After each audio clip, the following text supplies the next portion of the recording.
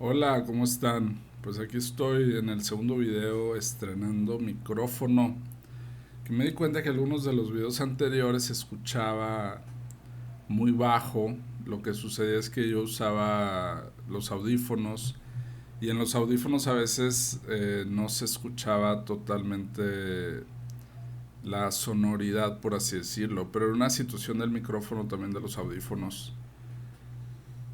Los que ya tenemos tiempo impartiendo clases o ya tenemos bastantes años en esto, tendemos a tener la voz fuerte porque antiguamente en los salones donde había o auditorios donde no había micrófonos teníamos que hablar fuerte para que los de atrás nos pudieran escuchar y que todos tuvieran la clase o todos tuvieran el comentario adecuado. Entonces la voz se nos va formando con eco, con fuerza, pero en los videos a veces se regula, se modula. Hay algunas cosas que hay que cambiar ahí de digitales del equipo de sonido. Y entonces decidí conseguir comprar el micrófono y producir los videos o hacer los videos con mejor audio también para que se pueda escuchar en una laptop o en una computadora desktop o se puede escuchar en celular, etcétera. Yo mismo escuchaba los otros videos que cuando traía los auriculares y no se escuchaba totalmente alto. No era un problema en la plataforma ni del internet, ni era un problema de los audífonos del usuario, era un problema generalmente de, pues como lo había comentado, del micrófono. A veces los problemas son de bocinas, a veces problemas de velocidades de internet, el sonido viaja a diferentes distancias y hay maneras de cambiar los ecos en los sonidos o agregar ecualizador a los micrófonos y todo.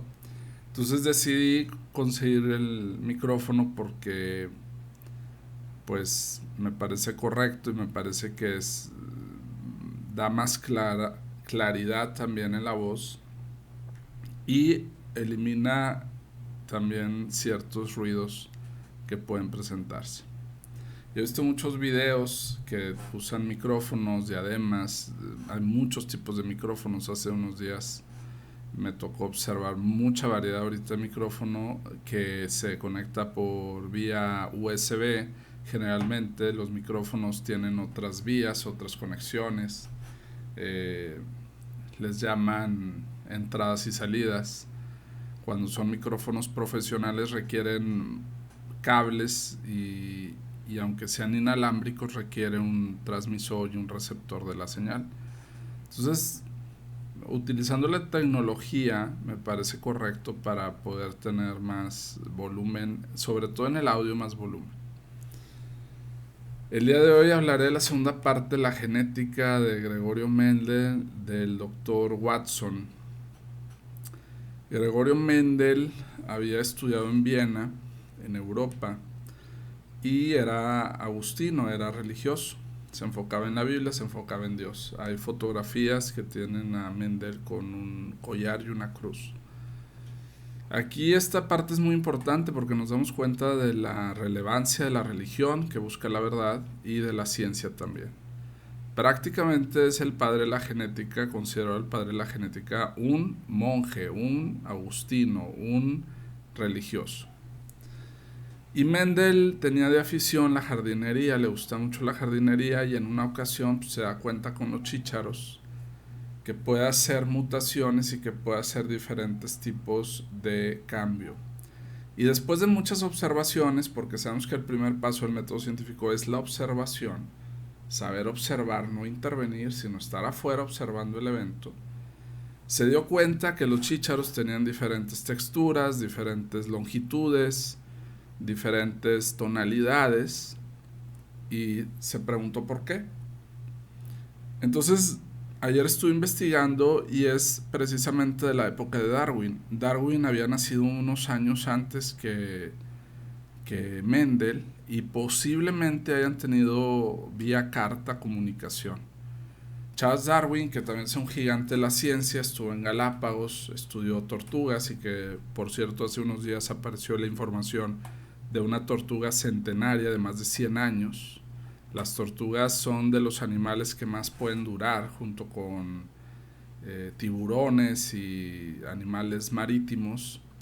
Y Darwin se dedicó a observar sus conductas, comportamientos, cómo se agrupaban y cómo transmitían, digamos, los sonidos, cómo se adaptaban al medio. Y Charles Darwin hace esta cuestión de la adaptación de las especies, era evolucionista. En muchas revistas o periódicos se dice que Gregorio Mendel no era evolucionista, que creía en Dios. Y aquí es donde viene también la paradoja o la división que quisiera hacer. ¿Por qué para ser evolucionista tienes que negar a Dios? Pues crees que Dios crea, por ejemplo, una especie, no sabemos de dónde la creó, esa especie cambia de tamaño, de forma, se va adaptando a través de muchos millones de años. La adaptación no sucede en 100 años y en 1000 años, sucede en millones de años. ¿Y por qué se tiene que negar a Dios cuando se cree en la evolución? Eso es un cuestionamiento también importante. Gregorio Mendel, los que lo conocían sabían que no creía en la evolución. La evolución para mí, en mi opinión, es visible. Uno ve que evoluciona todo, cambia. Simplemente hay un autor que ustedes lo pueden buscar en redes sociales o en internet, que afirma, un científico muy importante que afirma que las gallinas son descendientes de los dinosaurios, las gallinas. Inclusive hay quien dice que hubo dinosaurios con plumas, volaban, tenían plumas, colores en las plumas, texturas. Eso lo leí me parece que en Science, en una de las revistas más importantes que hay en el mundo es Science. Hace muchos años leí ese artículo, hace más de 4 o 5 años. Entonces la evolución es visible, vemos cómo se adaptan, cómo cambian de forma. Las mariposas, hay mariposas, por ejemplo, ahorita que es temporada de mariposas en muchos lugares muy hermosos de México. Hay lugares en Michoacán, santuarios preciosos de mariposas monarcas, pero enormes santuarios, que, por ejemplo, había tipos de mariposas, no todas, que lamentablemente con el smog o la contaminación cambiaban de color y se tornaban en un color gris, por así decirlo, por la contaminación. Su DNA, su carga genética, poco a poco a través del tiempo y del ambiente, lo modifican también. Modifican su vuelo, modifican su, digamos, conducta y modifican su textura también. Entonces Gregorio Mendel no era evolucionista en el sentido estricto de la palabra. Darwin sí era, y Darwin hay documentos que decían que era cristiano. Antes de ser ateo agnóstico fue cristiano, creía en Cristo. No sé cuánto duró cristiano, pero fue una persona también muy estudiada en las universidades en Europa. Y yo no sé si tuvieron comunicación los dos, pero sí son los dos de las mismas fechas, prácticamente desde las mismas épocas. De 1822, 1824, más o menos por esas fechas. Entonces, Mendel se da cuenta que existen variaciones, mutaciones en las siguientes generaciones de chícharos. ¿Por qué el chícharo? Porque era lo barato. Era lo que cosechaban en aquella época en los campos. Era lo que también sostenía el clima. Recordemos que no todas las frutas o verduras u hortalizas aguantan toda la temperatura. Aquí en Monterrey hay plantas que se pueden cultivar, pero no se pueden cultivar otro tipo por lo desértico, por el calor, etc. Y en países nórdicos, en países europeos, pues hay frío, y el frío tiende a matar o a eliminar bacterias, el frío tiende a eliminar plagas, y era la manera de cultivar. Entonces se da cuenta a través de los chícharos que hay variaciones, mutaciones, cambios, y empieza a investigar. No había microscopios, obviamente, de haz de luz, que ahora se usan mucho los microscopios para observar enzimas, para observar bacterias, virus, protozoarios. Son microscopios muy puntuales, no existían. Pero existía la capacidad de observar y la capacidad de deducir, y él tenía ya otros estudios previos. Tenía estudios universitarios también, no era todo empírico como algunos cuentan. De hecho, creo que estuvo en 2 universidades. una muy importante en Inglaterra y otra posiblemente haya sido posiblemente en Viena, donde ahí se inicia el psicoanálisis, se inicia la cuestión del consciente, el inconsciente, todo esto. Eran más o menos esas fechas y esas temporadas. No era improvisado, o sea, no era nada más ir allá a plantar, era una persona con estudios y con reconocimiento también. Entonces Mendel se da cuenta que hay alelos y hay, no me atrevería a decir que ya había conocido los genes, pero sí partículas microscópicas que hacían las variaciones y mutaciones y cambios en los chícharos. Entonces él nombra los elementos dominantes y recesivos.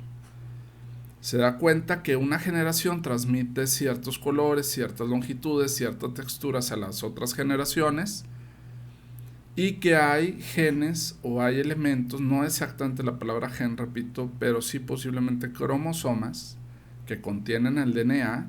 El DNA es la partícula más pequeña que hay. Está la célula viva, que necesita proteína para alimentarse. La célula tiene un núcleo y hay que hacer una aclaración de los núcleos. Muchos libros de biología dibujan mal las células, porque siempre ponen el núcleo en el centro. Eso es incorrecto. Toda célula viva que tiene movimiento, generalmente el núcleo no está en el centro, puede estar en una orilla, puede estar a la derecha, puede estar a la izquierda, el núcleo.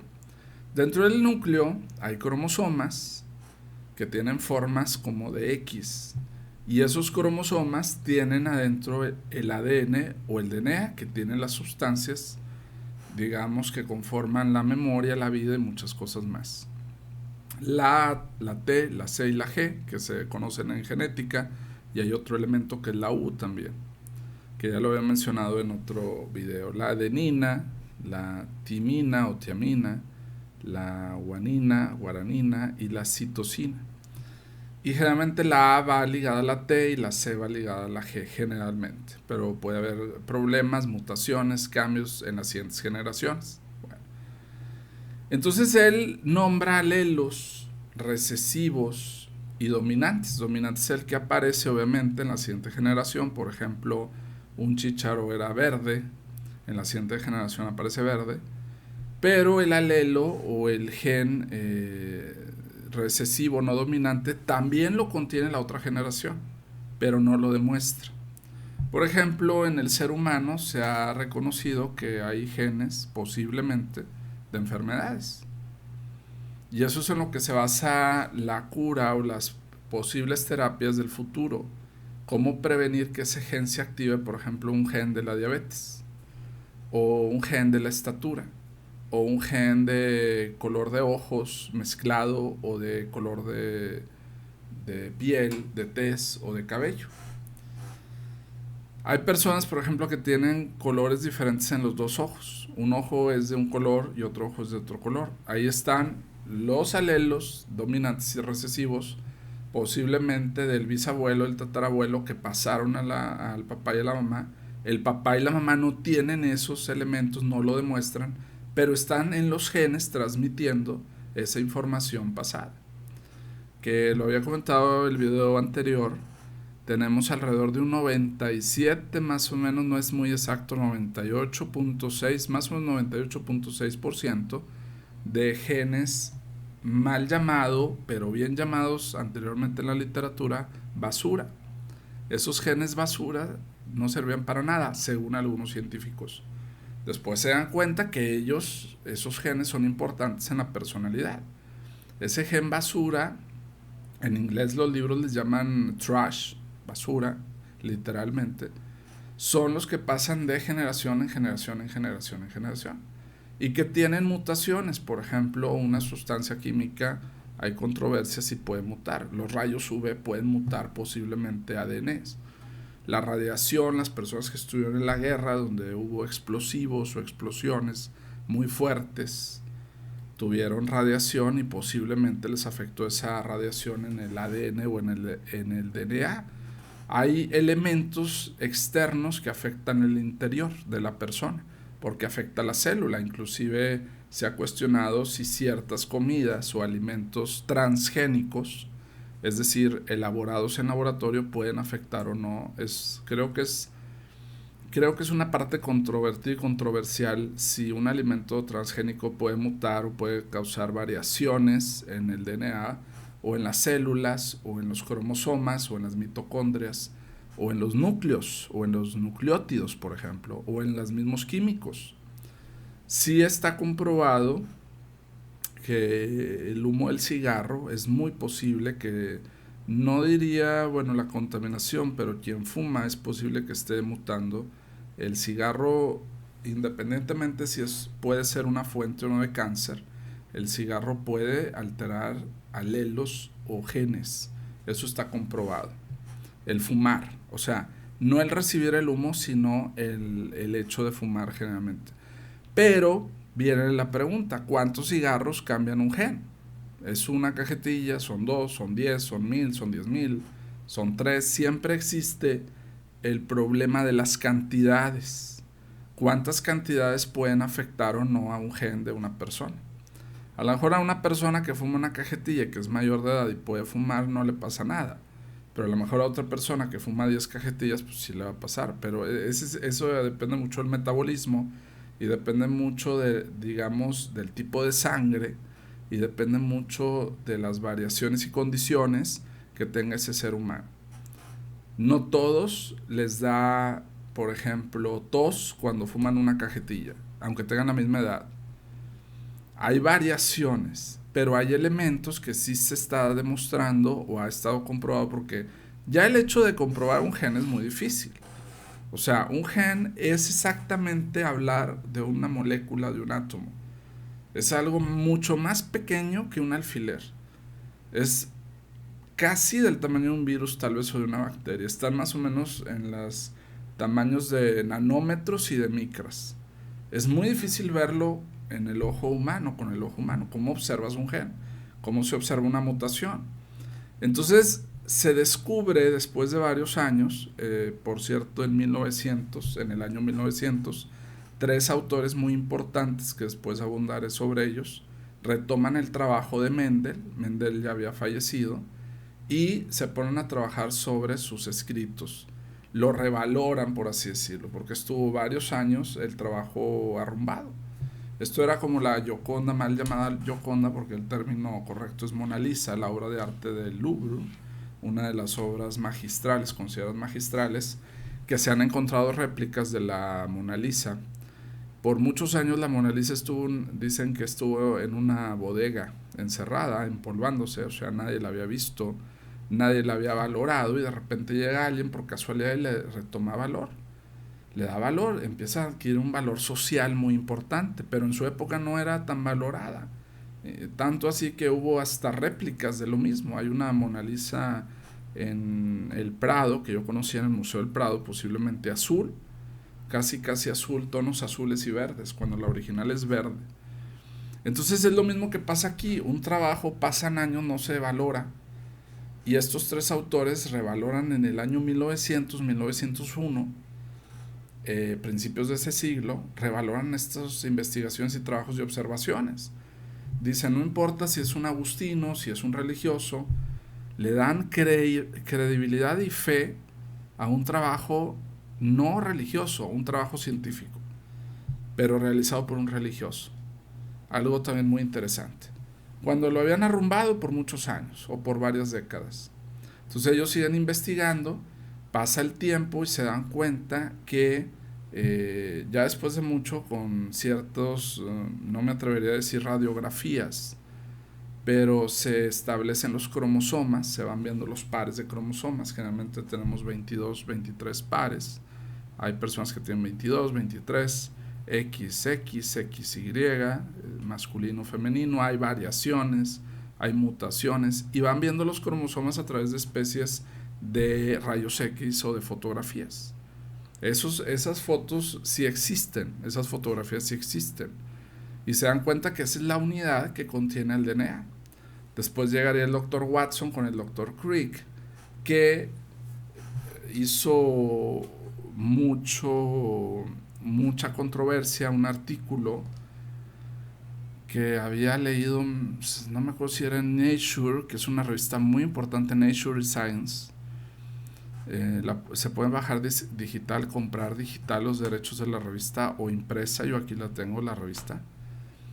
Y en una de las revistas aparece la controversia si realmente James Watson era con Crick los que habían descubierto el DNA, no los cromosomas, el ADN o DNA.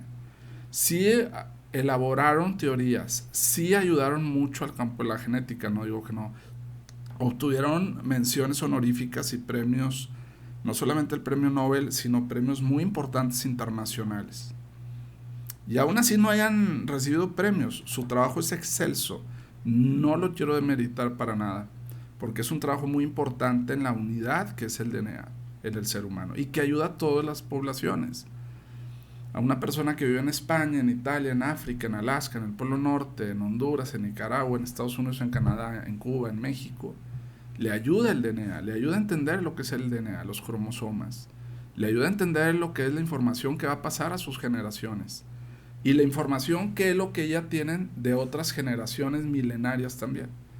Entonces el DNA, digamos, no discrimina, no diría universal, ustedes saben que yo la palabra universal no la uso mucho, es planetario porque aplica en todas las sociedades o todos subgrupos y nos ayuda a entender cómo recibimos cargas genéticas que no podemos cambiar, no podemos alterar, como por ejemplo la diabetes, pero sí podemos controlar.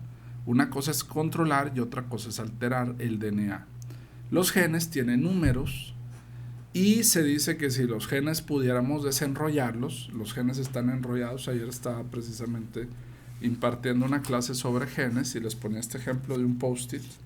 Este es el gen más o menos, está enrollado, aquí viene toda la información, aquí vienen las A, la C, la T, la G, vienen en cadenas, adeninas, tiaminas, timinas, citosinas, guaraninas y urininas se llaman, y viene enrollado en nuestras células.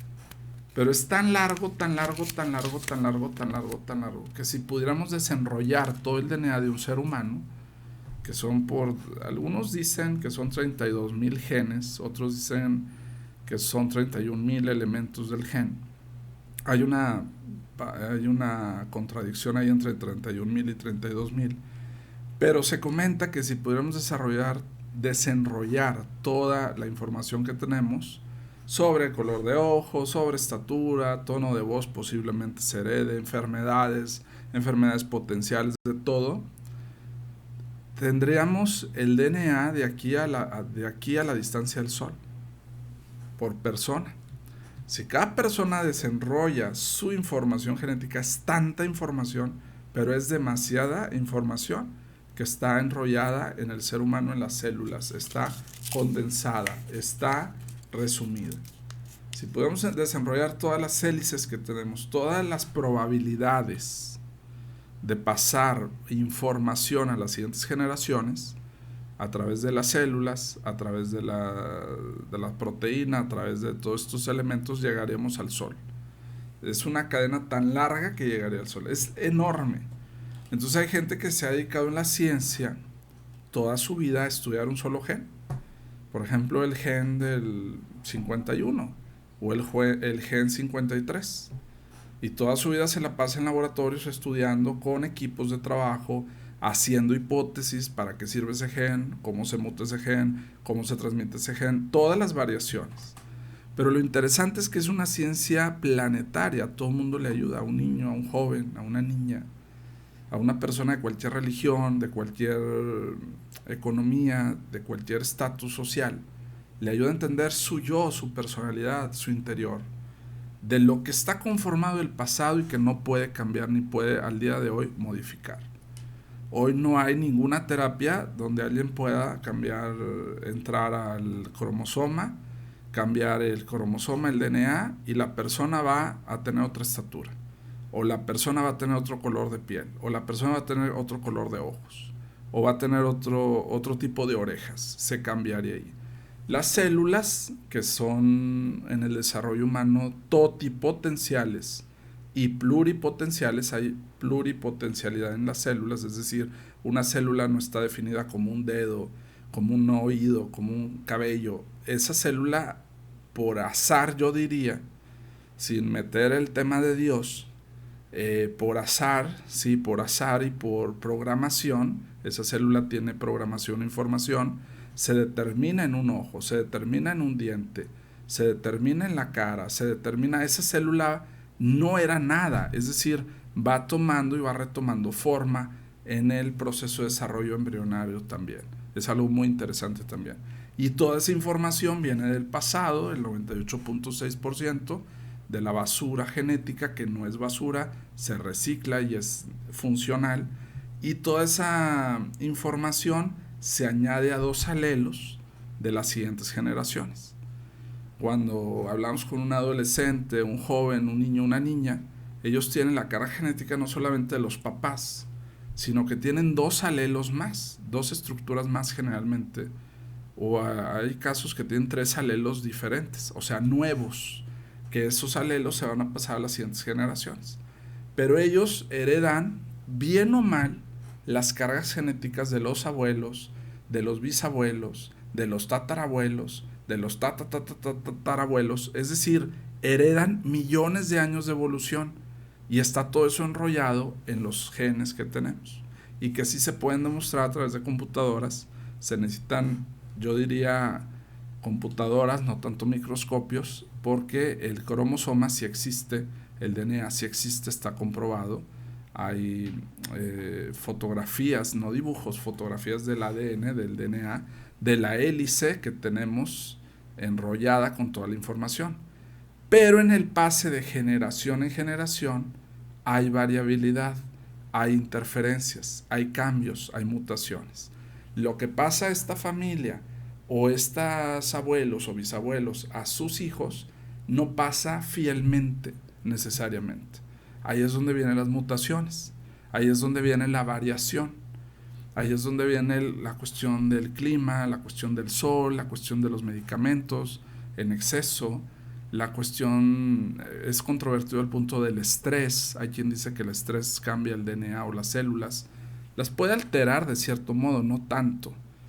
En esas réplicas, los genes se van replicando como si fueran cadenas iguales, se van copiando como si fuera una copiadora que tú pones un examen y le sacas muchas copias. Hagan de cuenta que las copias van saliendo de diferente forma. Esa diferente forma es lo que se transmite a la otra generación. No se está transmitiendo fielmente la información de esta generación a esta generación. Hay variabilidad, hay interferencias, hay genes que no se transmiten mal. Ya eso se le llama en inglés delete. Hay varios funcionamientos de los genes. Por ejemplo, delete significa obviamente borrar. Hay genes que de una generación a otra se borraron. Hay otros que se pasan pero no son recesivos, son dominantes. Hay otros que son dominantes, va a dominar en esta generación, pero en la otra va a ser recesivo, no va a dominar. Hay otra propiedad de los genes que no es solamente delete, que es como editar, que es como, imagínense ustedes que tienen una cadena de letras o del abecedario y tenemos, vamos a suponer, tenemos la A, la B, la C, la D, E, F, G, todo esto. En la siguiente generación, la otra no tiene la A, nada más tiene la B, la C, la D, E, F, G. En la siguiente generación tiene la A sin la B, tiene la C, la D, la... Toda la cadena de información va mutando, se va cambiando. Hay muchas funciones de los cromosomas y de los genes. El delete, el reemplazar, la C se reemplaza por la G y aquí viene otro factor, o la T se reemplaza por la A, no hay una A, una adenina y una tiamina. Y todas esas variaciones es lo que hacen también único y repetible a otros seres humanos. Por eso las nuevas generaciones cuando dicen yo tengo totalmente el DNA de mis padres y mis abuelos, es falso. Tienen 2 alelos más generalmente o 2 cromosomas más diferenciados o diferentes a las generaciones anteriores que se presupone se van a pasar. Ahorita es un tema muy importante de estudio si se pueden prevenir enfermedades a través de los genes. Se puede alterar un gen, se puede evitar la enfermedad. Hasta ahorita, que yo sepa, no se ha podido lograr esto. Se ha tratado de hacer terapias génicas o genéticas, que es un punto controvertido, que está no necesariamente relacionado con el tema de las células madres, un tema un poquito aparte, pero está relacionado con la herencia y con lo que cada ser humano recibe de información, recibe de químicos, recibe de datos de su personalidad. Ya esa persona, con estudios, con un ambiente determinado familiar, con su grupo de amigos, va formando y moldeando su libertad, su personalidad. A lo que voy es que no toda la carga genética nos define en el fenotipo, en la forma en que somos, en la forma en que a lo mejor caminamos. Eso se define inclusive genéticamente, muchas veces no significa que es aprendido, es heredado, pero hay otra parte de la personalidad que es la voluntad, que es el esfuerzo, que es la forma en que se ve la vida, la sociedad, que es el temperamento, el carácter, que eso hay todavía una controversia si el carácter y el temperamento están en los genes o no están en los genes heredados. El punto es que la persona aprende el ambiente, aprende de sus errores, aprende de las lecturas, aprende de la educación, se va adaptando y lo que tiene genéticamente lo complementa. Pero hay que dejar bien en claro que los genes no son dictadores. O sea, el gen no dicta a una persona qué decidir. Una persona decide si va a leer un libro o va a leer un periódico. Eso no lo dicta un gen. Eso lo dicta la voluntad informada del sujeto. O sea, la persona que tiene conciencia y sujeto. Entonces, por un lado tenemos carga genética que nos dice cómo vamos a hacer, o la probabilidad de enfermarnos, o la probabilidad de tener un color de ojos determinado, color de piel, o uñas, de qué tamaño van a ser las uñas, o de qué forma van a ser las uñas, o la piel, pero las decisiones libres, autónomas, son diferentes. Eso no necesariamente está relacionado con el pasado o con la carga genética. Después hablaré un poco sobre los procesos de adaptación de los genes, que son muy parecidos en el reino animal, parecidos al reino vegetal y parecidos en el ser humano. Se ha comprobado, por ejemplo, que un ser humano tiene prácticamente la misma cantidad de genes que una manzana, 32.000, aproximadamente 31.000, 32.000. Pero la funcionalidad es diferente. La funcionalidad de una manzana es diferente a la de un ser humano. Tiene otro tipo de objetivos o de misión, por así decirlo, en la vida. Es un tema muy interesante que le debemos también, estaba comentando del doctor Watson, hay una polémica o controversia sin desmeritar su gran trabajo con mucha pasión, con mucha información, junto con el doctor Crick. Pero había una revista, les estaba comentando hace rato, que desacreditaba el trabajo de Watson y decía que todo lo que él había hecho y Crick habían hecho en el trabajo del premio Nobel, y no necesariamente para obtener un premio, sino ni para obtener reconocimiento. Un buen científico no quiere el reconocimiento, aunque se lo den. Quiere avanzar, quiere saber más, quiere ilustrar, quiere usar los recursos adecuadamente para ayudar a la humanidad. Su misión es ayudar a la humanidad, no ganar premios. Pero si se lo dan, pues qué padre, es un reconocimiento.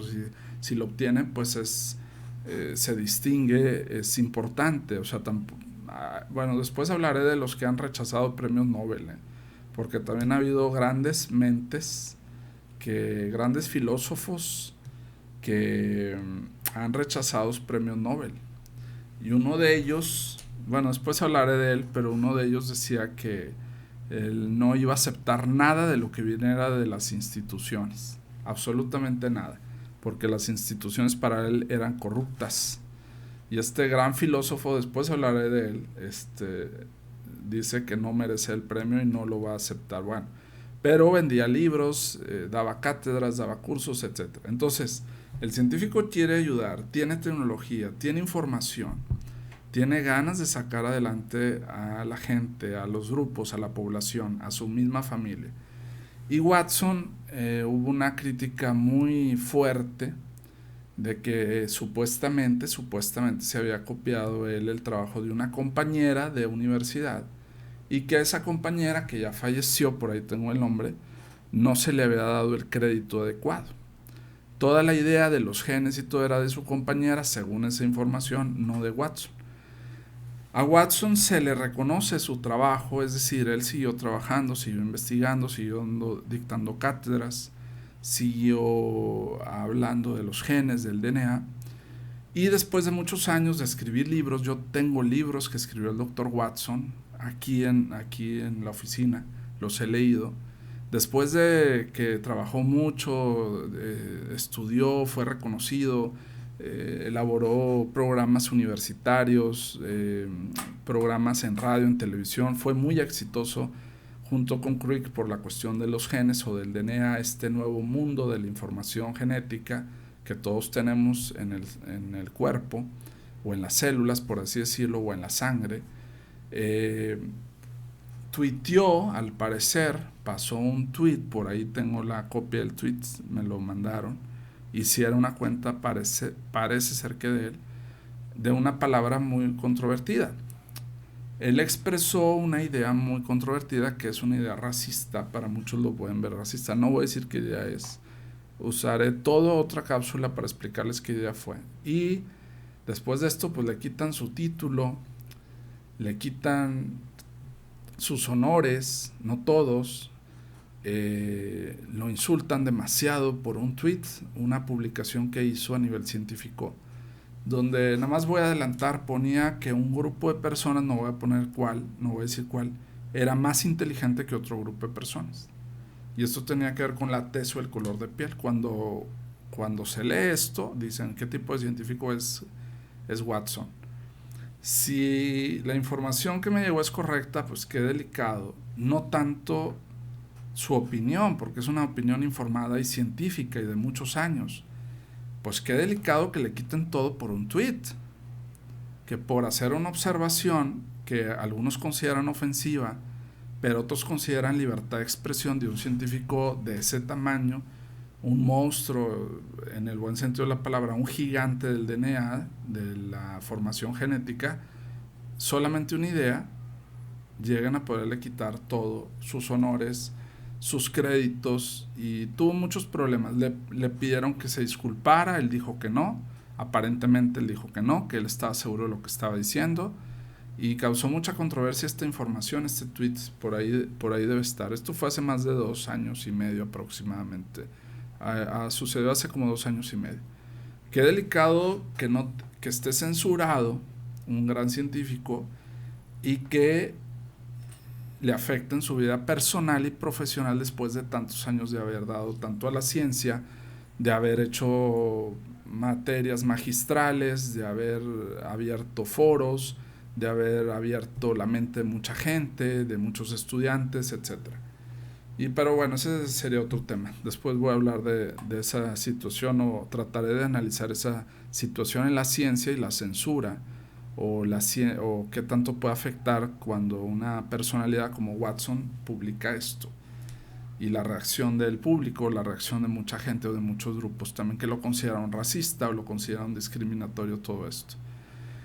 Entonces, como quiera que sea, James Watson se le reconoce muchísimo en la ciencia, en la elaboración de cuestiones transgénicas no está él muy inmerso, él está más en el ser humano, pero sus investigaciones dieron pie a las mutaciones en las frutas, en verduras, es decir, en elaborar, por ejemplo, el maíz transgénico tiene mucho que ver con el DNA. Se utiliza el DNA modificado para hacer maíz nuevo, y el maíz nuevo se usa para países o lugares donde no hay maíz. Se va reproduciendo muchas toneladas de maíz.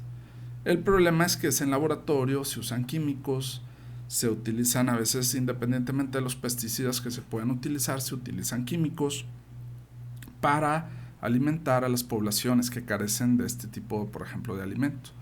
En México ha sido muy interesante el tema del maíz. México era uno de los primeros lugares de exportación de maíz a nivel mundial. Aquí en Nuevo León inició una de las grandes empresas de tortillería en el mundo.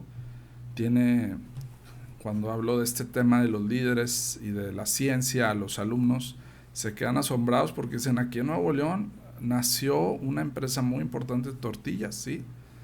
Ellos enseñaron a elaborar la tortilla, el maíz, todo esto.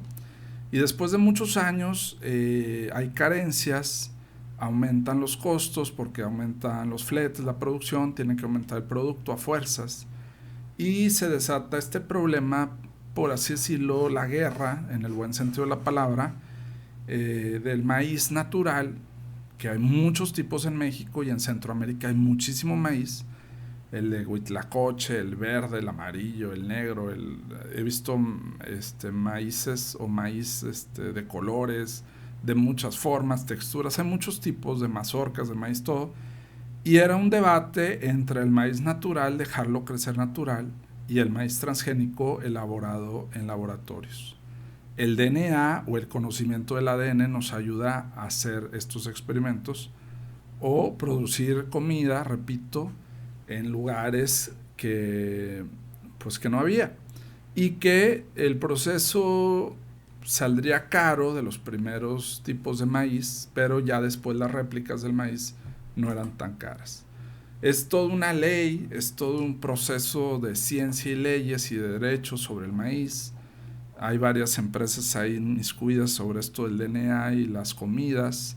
Es un tema muy apasionante, es decir, la ciencia aplicada a lo práctico, a lo más importante, digamos, que sobrevive al ser humano, que es la comida. La cultura es a través de la comida, la gastronomía. Pero el punto es si se debió o no de hacer maíz transgénico en varios países. Cómo afectaba, también el punto no era tanto si se alteraba el maíz o no en el laboratorio. El punto era si eso transgénico le afectaba al individuo o no le iba a afectar en su salud de cierta manera al individuo. Que si había variación de un maíz normal, por así decirlo, o un maíz químico o elaborado en laboratorios. Aquí en Nuevo León, repito, se inician de las primeras empresas a nivel mundial. Aquí en Nuevo León ha habido muchos, como en otros estados, otras entidades, muchos emprendedores. Y una gran empresa que inició hace muchos años produjo maíz y produjo masa para el maíz, que es un alimento típico de Centroamérica, de México. Se utiliza mucho en esta parte de nuestro país. Hay libros, hay escritos, hay leyes sobre el maíz, tratados del maíz. Hay toda una cátedra del maíz en muchas cosas. El maíz como moneda, el maíz como deidad o dios. Por los aztecas se veía como algo muy sagrado. El maíz como una fuente de vitaminas y de minerales fundamental también. Las tortillas y toda la cultura esta que hay. Entonces mucho se desarrolló aquí en el norte, interesantísimo. Las mazorcas estaban en el sur y siguen estando en el sur, y los plantíos o por así decirlo terrenos, pero las empresas estaban acá en el norte, que lo producían y lo masificaban y lo globalizaban después a otras empresas también. Lo hacían más, pues más, no diría más caro, sino tendrían que cobrar pues el flete y la mano de obra, y pues eran empresas o son empresas que dan trabajos muy importantes a personas capacitadas que también tienen que sacar a su familia obviamente de adelante, y que el maíz algunos lo han visto como un derecho también, como si fuera el agua, es un derecho. Entonces hay muchas cosas entre ciencia, técnica, leyes, cuestiones jurídicas, cuestiones de México, del Estado, muy, muy interesantes. Hay muchos científicos que van a laboratorios para elaborar nuevos alimentos de comida híbrida o de vegetales o de frutas, y esto ayuda a tener más cantidades, y esas cantidades ayudan a abastecer a más pueblos, más estados, más naciones, pero tiene obviamente un costo. Un experimento tiene un costo de tiempo, de recursos, de laboratorio, de máquinas, de computadoras, de expertos. Todo tiene un cierto o un determinado costo también. Pero el costo social sería más grande si no hubiera maíz. El costo social más grande sería si no hubiera alimentos transgénicos.